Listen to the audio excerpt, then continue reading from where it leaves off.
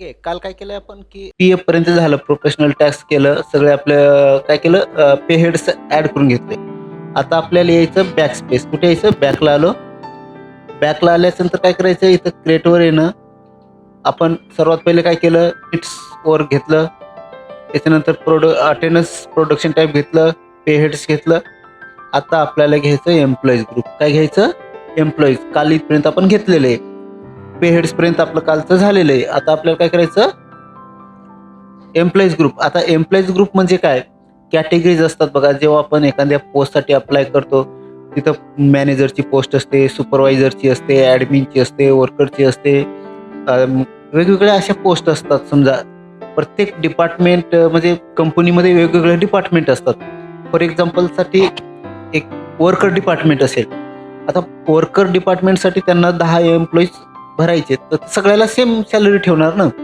आता एखादं हॉस्पिटल आहे, हॉस्पिटलमध्ये नर्सची जागा आहे, 5-6 नर्स आहेत, तर सगळ्या नर्सला सेम सॅलरी असेल. पण एखादं जर चांगलंच काम करत असेल तर प्रमोशन करतात, त्याची वेगळी सॅलरी असते. पण बाकी सगळ्याला जो कॉमन सॅलरी असणार ना. एखादा समजा शोरूम असेल, तिथं 10-15 एम्प्लॉईज काम करतात आणि ते एम्प्लॉईची सुपरवायझर किंवा सेल्समॅन म्हणून एक त्यांची जॉईनिंग आहे. तर जेवढे सेल्समॅन असतील तेवढे सेल्समॅनला सेम सॅलरी असेल. ठीक आहे. तर ग्रुप इथं काय दिलंय? एम्प्लॉईज ग्रुप म्हणजे काय? त्यांची कॅटेगरी डिसाईड करायचं, डिपार्टमेंट डिसाईड करायची, तुम्हाला कोणतं डिपार्टमेंट आहे. इथं काय केलं आपण? एम्प्लॉईज ग्रुपवर आलो. फॉर एक्झाम्पल काय घेतलं आपण? 2 डिपार्टमेंट घेऊ. एक वर्कर डिपार्टमेंट घेतलं. वर्कर इथं येस केलं. काय केलं?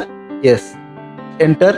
इथं बेसिक सॅलरी म्हणजे जे काही वर्कर डिपार्टमेंट असेल त्या वर्कर डिपार्टमेंटला बेसिक सॅलरी काय असणार आहे? फॉर एक्झाम्पल आपण ₹12,000 बेसिक सॅलरी घेतली वर्करला. ठीक आहे. एंटर. मग त्या वर्करला कंपनी काय काय प्रोव्हाइड करते? समजा वर्करला डिअरनेस अलाउन्स कंपनी प्रोव्हाइड करते, हाऊस रेंट अलाउन्स, HRA. ठीक आहे. त्याच्यानंतर मेडिकल अलाउन्स देते कंपनी. ओव्हर टाईम जर केलं तर ओव्हर टाईमची एक्स्ट्रा अमाऊंट भेटेल, त्यासाठी ओव्हर टाईम ॲड केलं.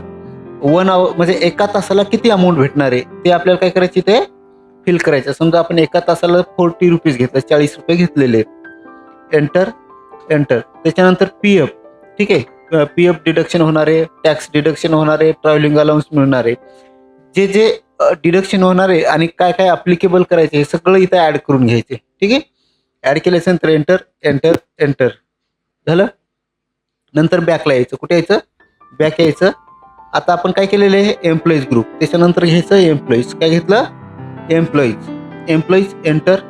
आणि एम्प्लॉईजचे नेम फिल करून, जेवढे एम्प्लॉईज असतील तेवढे नेम इथं फिल करून घ्यायचं. आपण फॉर एक्झाम्पल घेतलं ऋतुजा.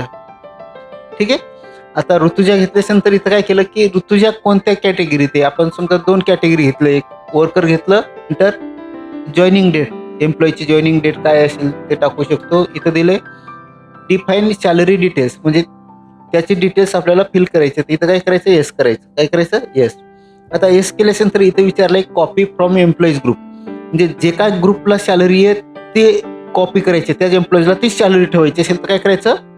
येस करून द्यायचं. आणि नाही तर काय असतो की एखाद्या एम्प्लॉईजला वेगळी सॅलरी असेल किंवा प्रमोशन करतात किंवा सगळ्याला सेम आणि एखाद्याला जर प्रमोशन होत असेल तर वेगळी सॅलरी असते, तेव्हा काय करा? इथं स्टार्ट प्रेसवर क्लिक करा, म्हणजे तुम्हाला सॅलरी चेंज करता येते. तर सध्या काय केलं आपण? इथे कॉपी फ्रॉम एम्प्लॉईज केलं. ठीक आहे. Enter, enter.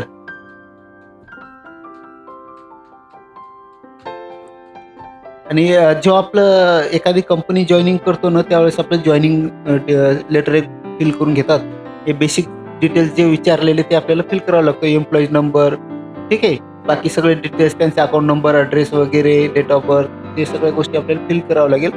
तर त्यांचं पॅन नंबर असेल, आधार नंबर, या सगळ्या गोष्टी इथं अपडेट करावं लागतात. सध्या आपण काहीच करत नाहीये. ठीक आहे. त्यांचं कॉन्टॅक्ट नंबर, ईमेल ID आहे ना.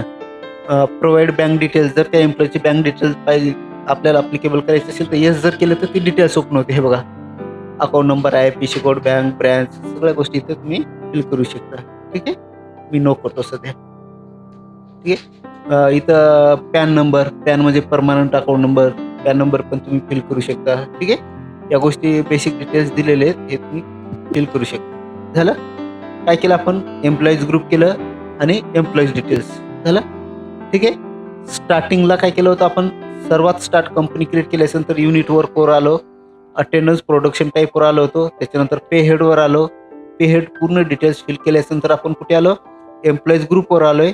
एम्प्लॉईज ग्रुपच्या नंतर आलोय आपण एम्प्लॉईज, आणि एम्प्लॉईज पूर्ण झाल्यानंतर काय केलं आपण, बॅकला आलोय. ठीक आहे. बॅकला आल्यानंतर तुम्हाला यायचं इथं वाउचरवर. कुठे यायचं, वाउचर. वाउचरवर आल्याच्या नंतर इथे एंटर करा. एंटर केल्याच्या नंतर आहे ना, इथं अदर वाउचर वर यायचं. अदर वाउचर आहे का इथे, शॉर्टकट की आहे F10. काय आहे, F10. नाही तिथं डायरेक्ट मॅन्युअली फिल करू शकता. मी F10 प्रेस केलं, इथे आलोय. ठीक आहे. इथे आल्यानंतर इथं डाऊनला या. इथे तुम्हाला विचारलं जाईल पेरोल वाउचरमध्ये अटेंडन्स. काय विचारलंय, अटेंडन्स. मग अटेंडन्सवर काय करायचं, एंटर.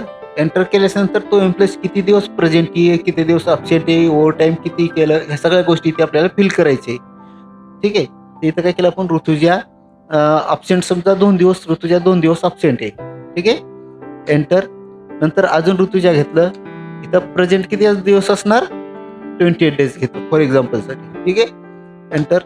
मग ऋतुजाने ओव्हर टाईम किती केलं ते पण आपल्याला फिल करावं लागेल. तर आपण काय केलं इथं, ओव्हर टाईम समजा ऋतुजाने 22 आवर्स ओव्हर टाईम केलंय.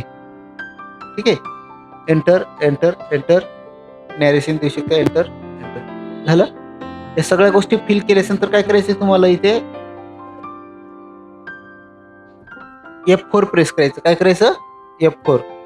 काय करायचं, कंट्रोल प्रेस करून कंट्रोल F4 प्रेस करा. Control F4. जसं कंट्रोल F4 प्रेस केलं, इथं पेरोल आलं बघा. आलंय ना इथे पेरोल, हे बघा इथे पेरोल आलं इथे. ठीक आहे. आता पेरोल आल्यानंतर सॅलरी मॅक्झिमम बँक थ्रोज होते, कॅशनी तर देता येत नाही. तर बँकेचं आपण लेजर बनवलेलं नाहीये. तर एक लेजर जर बनवायचं असेल तर इथून डायरेक्ट क्रिएट आहे. हे बघा क्रिएट आहे. इथे एंटर केलं. फॉर एक्झाम्पल काय केलं आपण, बँक ऑफ इंडियाचं एक लेजर तयार केलं. अंडर ग्रुप बँक घेतलं. ठीक आहे. Enter enter. ठीक आहे. एक बँकेचं काय केलं आपण, लेजर क्रिएट केले. आता ही ऋतुजा आहे, हिची सॅलरी आपल्याला काय करायचं, आता सॅलरी स्लिप बनवायची असेल तर आपण कंट्रोल F4 केलेले आहे ना इथे. ठीक आहे. मग इथे ऑप्शन दिलं इथे ऑटोफिल. हे बघा आहे का ऑटोफिल. ऑटोफिलवर क्लिक करा. इथे ऑटोफिलवर क्लिक केल्यानंतर पेरोल ऑटोफिलवर एंटर करा. काय करा, पेरोल ऑटोफिलवर एंटर केलं. एंटर केल्यानंतर इथं काय केलं आपण, सॅलरी. ठीक आहे. इथं सॅलरी घेतली. एंटर. 1/4 ते 1/5 पर्यंत समजा आपण सॅलरी काढतोय. 1/5. एंटर. इथं ऑल आयटम्स घेतलं. एंटर. इथं एम्प्लॉईज नेम. एंटर. आणि इथं काय घ्यायचं, बँक. ठीक आहे. एंटर. पेमेंट ट्रान्झॅक्शन टाईप इथं काय करा, नो करून घ्या. Enter enter enter enter enter enter enter. झालं. याच्यानंतर काय करायचं, तुम्हाला बॅक यायचं. कुठे यायचं, एस्केप करून बॅक यायचं. गेटवे ऑफ टॅलीवर. कुठे आलो आपण, गेटवे ऑफ टॅलीवर. गेटवे ऑफ टॅलीवर आल्यानंतर इथं डाऊनला यायचं. इथे यायचं डिस्प्ले मोर रिपोर्ट. कुठे, डिस्प्ले मोर रिपोर्ट. एंटर. इथं आल्यानंतर अजून डाऊनला या, पेरोल रिपोर्ट्सवर या. कुठे, पेरोल रिपोर्ट्स. एंटर. आणि इथं पे स्लिप. काय आहे, पे स्लिप आणि पे शीट म्हणजे दोन्ही टाईपने तुम्ही बघू शकता. इथं आलो आपण पे स्लिप. एंटर. इथं कोणाची बघायची, ऋतुजाची. एंटर. हे बघा पे स्लिप. ठीक आहे. इथं कंट्रोल P करायचं. काय करायचं, कंट्रोल P. आणि इथं प्रिव्ह्यू दिलंय. हे बघा प्रिव्ह्यू.